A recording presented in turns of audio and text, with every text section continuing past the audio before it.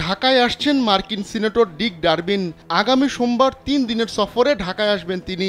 পররাষ্ট্র মন্ত্রণালয় সূত্রে এ তথ্য জানা গেছে। ঢাকায় সফরকালে অন্তর্বর্তী সরকারের প্রধান উপদেষ্টা ডক্টর মোহাম্মদ ইউনূসের সঙ্গে বৈঠক করবেন মার্কিন এই আইন প্রণেতা।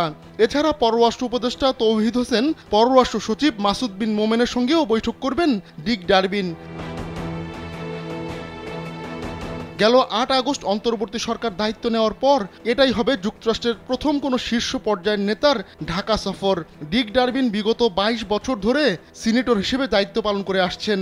তিনি নোবেলজয়ী ডক্টর মোহাম্মদ ইউনূসের বন্ধুও। বিগত শেখ হাসিনা সরকারের সময় ডক্টর মোহাম্মদ ইউনূসকে হয়রানির বিরুদ্ধে সোচ্চার হয়েছিলেন তিনি। ডক্টর ইউনূসকে হয়রানি না করার জন্য একাধিকবার শেখ হাসিনার প্রতি আহ্বানও জানিয়েছিলেন ডিক ডারবিন।